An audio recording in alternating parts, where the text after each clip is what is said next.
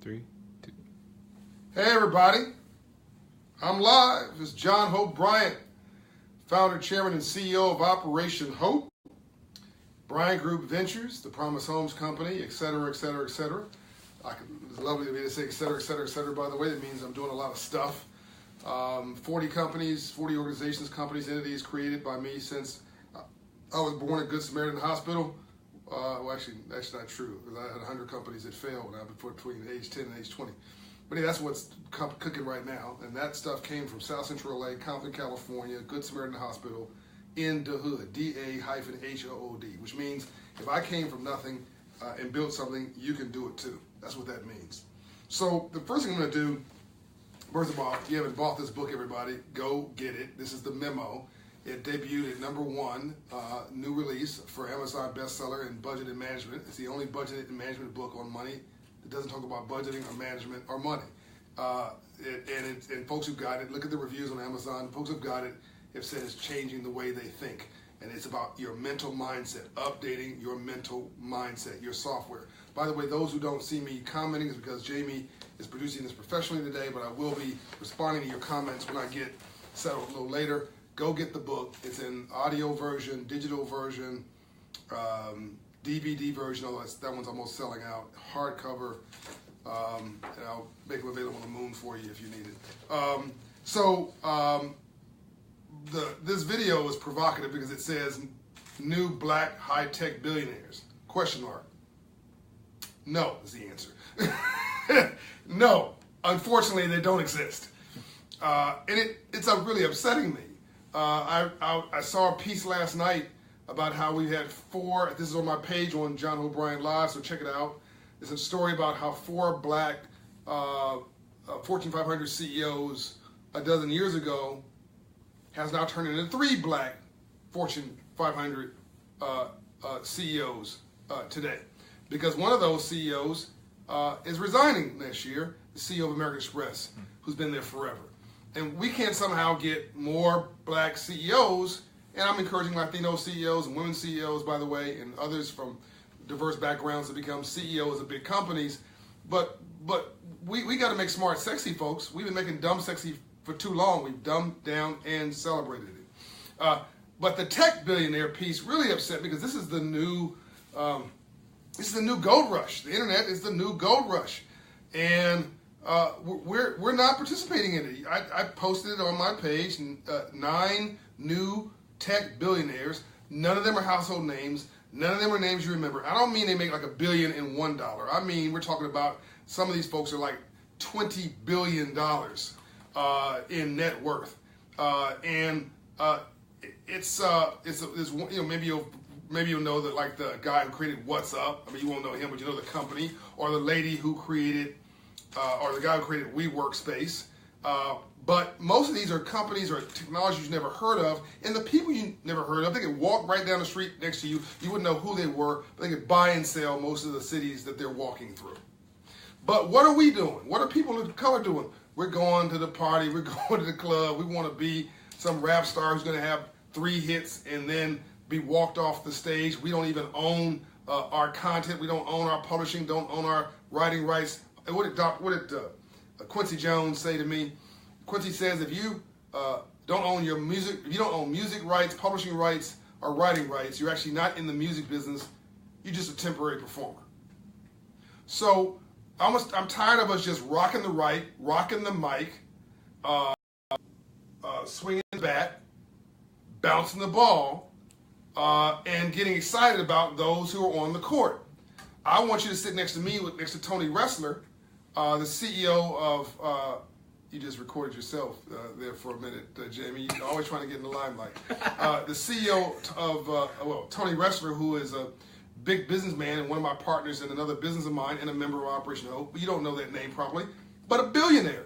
And we're sitting on the 5th row of the Atlanta Hawks game, ordering hot dogs like everybody else. He's sitting there on his I think he used a BlackBerry, sending signals to whomever. And I'm noting the Megatron, the big monitors changing. I'm noticing that the cheerleaders are either doing more or doing less, because he's organizing the whole thing of the game on his phone as he's directing people in his office of what should happen because Tony Ressler owns the team.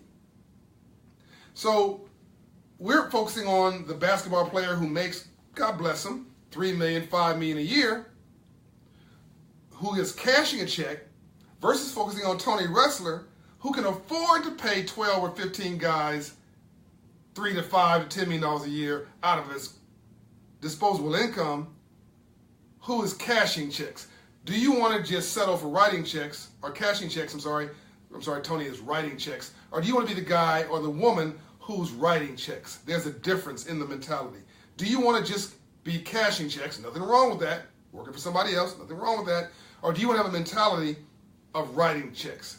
So there are no black tech billionaires, and a lot of these folks can buy and sell the black billionaires we have in entertainment and sports several times over. I love Oprah Winfrey. Oprah Winfrey is amazing. She's brilliant.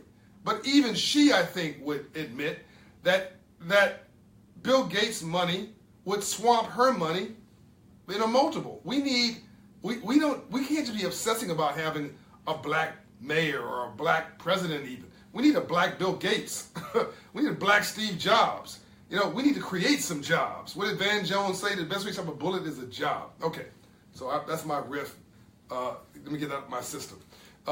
So go to my page, read those 2 articles, comment on them about the need for our increased civil rights in our communities. Let me get to the topic of today's video. This is on the MEMO Masterclass. So this is a big reveal, and we're going to do this, unpack this between now and January. Big data we're issuing through the Hope Research Institute, where we're overlaying credit scores with crime data from the FBI, from educational data, socioeconomic data, jobs data, small business and entrepreneurship data, zip code data, right down to zip codes in your neighborhood, and proving my theory that 700 credit score neighborhoods don't riot.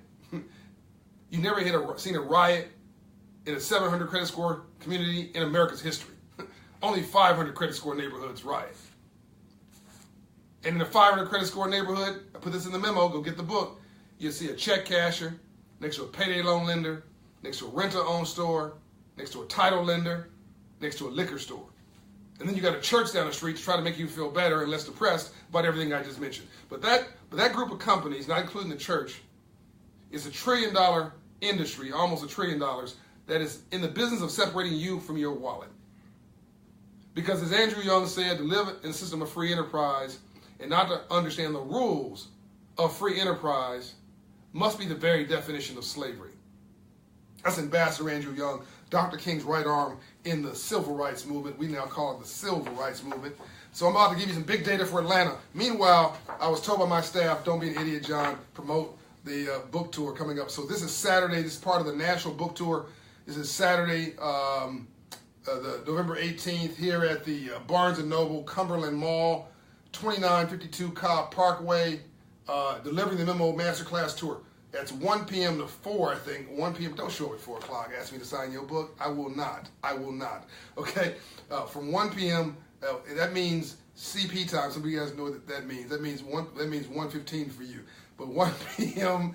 to 4 p.m. I should tell you it's 1 to 2, so you show up on time. At the Cumberland Mall, it's a meet and greet and a book signing with me. I hope you come, in all seriousness, come out and join me. It's a part of the National Book Tour. It's my first public event in Atlanta. And you can find information on this also on the John O'Brien live page and on the MEMO page on Facebook. Now, data for Atlanta. Anybody can find this data. This is credit score data. It's publicly available records. It's zip code data. You just need to know where to look. Credit scores in America have an average credit score of 700. I'm going to give you some big data around why blacks don't succeed. It has nothing to do with what you think. I'm going to do that in another video. But today, Atlanta, which is one of the fastest growing cities in America, one of the 20 largest metropolitan areas for economic growth, one of the biggest areas for job growth. Atlanta's booming. Atlanta is LA 30 years ago. Atlanta's just booming. Why do you know? Can't get home or get to work because the traffic's killing you. And that wasn't the case 7 years ago. Everybody named Mama seems to be moving to Atlanta. So with all this economic activity in Atlanta, why is the credit score in downtown Atlanta 645? Now, 645 is not a bad credit score, but it should be 700. It should be 720. So you've got people who didn't get the memo on money, who are making a lot of money, and when your outflow exceeds your inflow, your overhead will be your downfall. Did you get that? When your outflow exceeds your inflow, then your overhead will be your downfall. Or put another way, if you make $1 and spend $1.50, the more money you make, the broker you get. Okay? So you have a lot of people in Atlanta flossing, living beyond their means, trying to be something they're not, never got the memo on money, never got the memo on financial literacy, dressing fine, going to wonderful restaurants, and spending every dime they have. And their credit score is suffering because of that, and they're renting places downtown. They should be trying to buy a place down near the freeway or something. They should be trying to buy a place hood adjacent, like next to the hood. I have no idea what that is, but I'm turning it off. They should be trying to buy a place that's the crappiest place on the best block and buying it and rehabbing it and renting it. Do that 3 times. You got a hedge fund against poverty, and you've got your retirement. And I don't mean buying hundreds of thousands of dollars of value place. I mean buying a place for 15 grand and rehabbing it and renting. And all these urban neighborhoods will flip, by the way. They're just going to go up in value. But no, we want to go floss and buy someplace downtown. Rent someplace downtown and give some guy, an owner like me, who owns that real estate, give somebody $2,000 a month of your money. Just choking when I hear that. Which means you're opening a window and throwing $24,000 a year out the window that benefits you not one bit. Your ego has been benefited, so you're funding money that you don't have on things you can't afford to impress people you don't know about things that don't matter. So you make $50,000 a year, but you're spending $25,000 a year of that, $24,000 on rent, versus going to buy a place in a place that's less glossy that you own, paying $1,000 a month in rent in a mortgage, right off the payment off of your taxes, which means you get that money back through called mortgage deduction or mortgage interest, unless these folks change the tax bill in Washington, which is a whole other conversation. Watch my videos I did on the tax bill last week on this page that I did on Bloomberg and MSNBC. Ali Velshi and Stephanie Rule's show I did on Saturday, talk about the tax bill. So you need to buy a place in the hood or the hood adjacent. If you don't know what the hood means, find somebody who's black, have them translate it for you, and buy a place in an underserved neighborhood, if that sounds better, and write off the mortgage interest and benefit from the appreciation, the value increases of that property, and become an owner. Now, credit scores in Atlanta about 645. I'm gonna get racial here for a moment just to make the point. So now you have folks who decided to move north of Atlanta to a place called Forsyth County. Forsyth County is a majority wealthy neighborhood. And unfortunately, it's also a majority white neighborhood, which unfortunately is a correlation in this particular case. Their credit score is about 720, as I recall, but it's above 700. Now that's 30 minutes north of Atlanta. You go 30 minutes south of Atlanta, not even 30 minutes, 20 minutes, to a place called Conyers, I believe is the county. No, Henry County. I don't get the county right. You're wrong. You guys may tell me off. It's Henry County. And Henry County, not a good things going on there. A lot of nice people who live there. People in Henry County, don't get upset with me, okay? It's just the facts. There's a lot of folks who used to be in public housing, used to be in the hood, who were, for whatever reason, encouraged to move to Henry County. I don't know why. But that affected the middle-class stability of Henry County, and the credit score started going lower, folks who didn't get the memo. Good people, hard-working people, but didn't get the memo. Credit score there is about 603. I think it's about right, 603. You have about 91 crimes per 10,000 people in Forsyth County, and about 500, if I get this number right, 511 crimes per 10,000 in Henry County. Get that? So the crime went up 5 times as the credit score went down 100 points. Or put another way, the credit score went up 100 points north of Atlanta and 100 points south of Atlanta, or in 30 minutes went from 700 and change to 600 and change, and all the economics dived in the place where it went down. Small business startups really not defaulted, but they stalled. Small business and entrepreneurship stalled. Higher education stalled. GDP stalled. Hope became depressed. Crime became under house arrest or lost house arrest and increased. Crime went up. Homicides went up. Drug dealing went up. People's depression went up. All the negative things in the place where the credit scores went down, all the negative things went up. The job creation went down in that county. So it wasn't about black, white, red, brown, and yellow race. It's about having some more green. The new colors, ladies and gentlemen, the new color is green. Why is this important? Because America has always been saved by the least of these God's children. Always. 100 years ago, it was so-called poor immigrants that saved America. Jamie and I doing an episode we did in Harlem on where does entrepreneurship come from. It doesn't come from where you think. Most of these so-called poor immigrants are creating most of the entrepreneurship and small business creation and the innovation in this country. Facebook created by an immigrant. Tulsa by an immigrant. Steve Jobs, by the way, father was from Jordan. I think it was Jordan. No, not Jordan. Syria. And an immigrant. I mean, what would happen if, that's a whole, if it wasn't for Steve Jobs' father giving him away to be adopted in Silicon Valley, we'd all be using rock, paper, scissors. We have degraded and demeaned immigrants. The reality is that 9 out of 10 job deaths in the last 10 years was a result, this is Richard Edelman's quote, not mine, his stats from our annual meeting. Go back and watch that video from our annual meeting earlier this year. That 9 out of 10 job deaths was because of automation, not immigration. So watch Jamie's newest episode of Delivering the Memo. Go subscribe to Delivering the Memo. It's free here on Facebook. We have a couple episodes coming out that will be pretty sexy on that platform. It's our streaming episodic series, Delivering the Memo, based on this book. Go understand this new technology.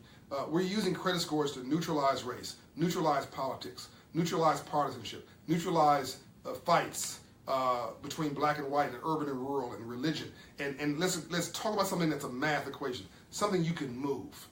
A needle you can move. Operation Hope is moving credit scores 120 points in 24 months through our Hope Inside locations. Lance Trigg's work with his team. Because nothing changes your life more than God or love than moving your credit score 120 points. So I'm out.